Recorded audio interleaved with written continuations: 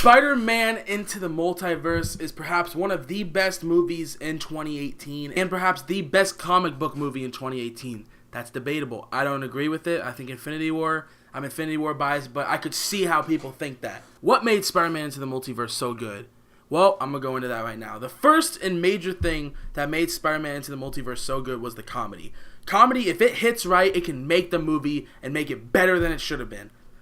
Now, it would have been good if it was like a darker tone, maybe? Depends. I liked it as a comedy. The comedy stuck, especially, and I think a lot of people can agree, the character that stands out is Nick Cage's Spider-Man Noir. His comedy, even when you first see him, he's talking about the basement, and he's like, the wind follows me where I go. And the other Peter Parker's like, how's there wind in a basement? The flow between the characters, the chemistry, I love it so much. I love Miles Morales as a character in general. I'm so glad we're getting to see him. I really hope we see him in the MCU soon. And the thing that I love the most about the comedy is it comes out of nowhere. Like, there'll be scenes where you don't expect comedy, and there's comedy. But then again, there's scenes with emotion. The first, I think, 20 minutes of the movie, Spider-Man dies from Wilson Fisk, which you're not expecting in a PG cartoon about Spider-Man. But Wilson Fisk slams his fist down once and Spider-Man's dead. Your hero, your icon, the person you look up to as a child dies in front of you. And you do that, you go on that journey with Miles. And that's what makes Miles such a great and compelling character, is you go on this journey with Miles. Oh, Spider-Man's dead. And what's funny is that Spider-Man that died, they said is the perfect Spider-Man. He was 22, he was married, he was saving the city, everyone loved him. That was the perfect Spider-Man. He died. And I liked how we got to see like another version of Spider-Man which is not perfect, like divorce, getting fat, like me. You know, I was really glad we got to see that. And it just made me look up to Spider-Man again. Because like I said with Miles, he's always looking up to Spider-Man.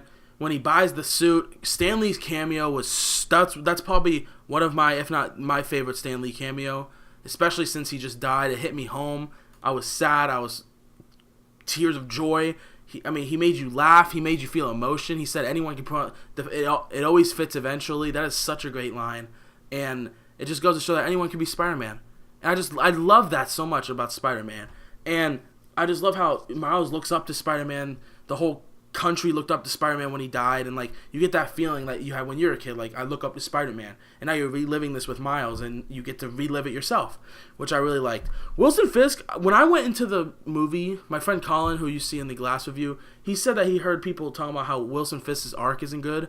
We came out of it surprised. We loved Wilson Fisk's arc. And especially if you watch Daredevil, you I didn't know he had a son, but at least in Daredevil he doesn't, but you know about Vanessa, and I think it helped, but just seeing how when a man of evil is like does his things for family, like in Spider-Man Homecoming, you know how the Vulture did it to provide for his family, and I love how Wilson Fisk, he just wants his family back. Now the ways he does it obviously is not good, but at the end of the day, it's just a man trying to get to his family, and I really like that. But he's a psychopath, and he's a unit.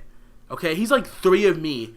His head is like this small on a body that's this big. It was funny, but it was like a lot of my friends were laughing, and I was laughing too. But it was also like, I think they did that for a reason, because one, it's the comics. 2, it was so menacing next to Spider-Man, who's a skinny, like 22-year-old kid, and you have Wilson Fisk, who's an adult, who's built. And you have to remember, he's built like that. That's not fat. That's muscle. He can kill. And Daredevil, the show, made me so scared of Wilson Fisk. So I'm glad they kept that tone. That was 2018 was the year of Wilson Fisk. You got the game, you got Daredevil, and you got Spider-Man Into the Multiverse. I love the dynamic between.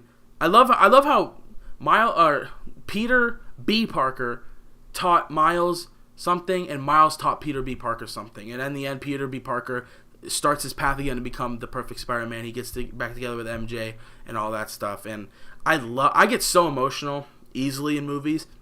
When he was hanging off and Miles was holding him at the end, he's like.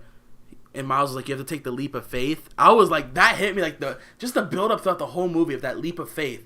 And my favorite scene in the entire movie, easily, when Miles gets his suit, he's on the building, the music, Peter B. Parker is talking to him like, take the leap, and he jumps off the building and he's flying. I was so happy. I was freaking cheering. I was slapping my leg. I was at a kids movie. I don't mind going to a kids movie. I'm going to see the Lego movie. I don't care, as long as it can give me joy.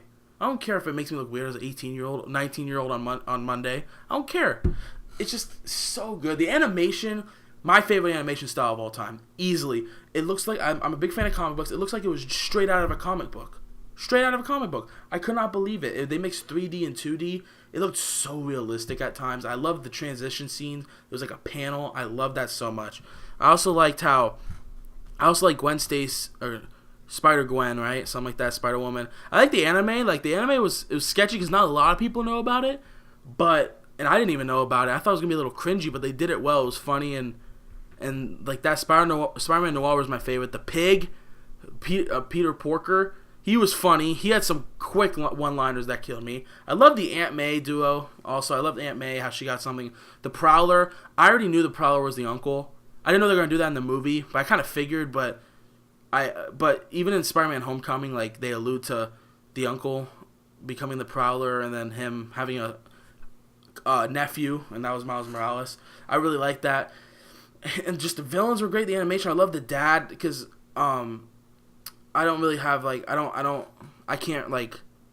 a relationship with my father because, you know, he's not here, but I love the father-son relationship. It really hit me, so it hit me, like, closer than a lot of people did. I really liked it, and the beginning scene, I get chills, like, when it's, like, the music's, like, it's, like, bumping, and then you see, like, him staring at himself in the mirror. I don't know, that was great, and the whole ending scene was great. The end credit scene was so freaking funny, because I saw it once. I made everyone say this when I saw it a second time, because it was so funny. First off, you have Oscar Isaac from Star Wars. He's voiced in Spider-Man 2099. I think that's what it is. I loved it so much, and I loved how they went back to that iconic Spider-Man meme, and they're pointing at each other, and they're just like, oh no, I saw it, but it's a different type of pointing. I was laughing my ass off. Any movie that can make me laugh like that, I will automatically love. And I really hope the sequel for this movie, probably in 4 years from now, keeps the same heart, keeps the same funniness. If you have Phil and Lord, or whatever that you call them, the people who did the first Lego movie, if you have them directing this or writing this again, it's going to be cake, because they're so funny. And what I found out was 1 second of the Spider-Man movie took a week to make. So they had 800 people working. It took 4 years to make the movie, because for 1 second of the film, it took 1 week, and it was 117 minutes. I remember reading that. It was crazy as hell.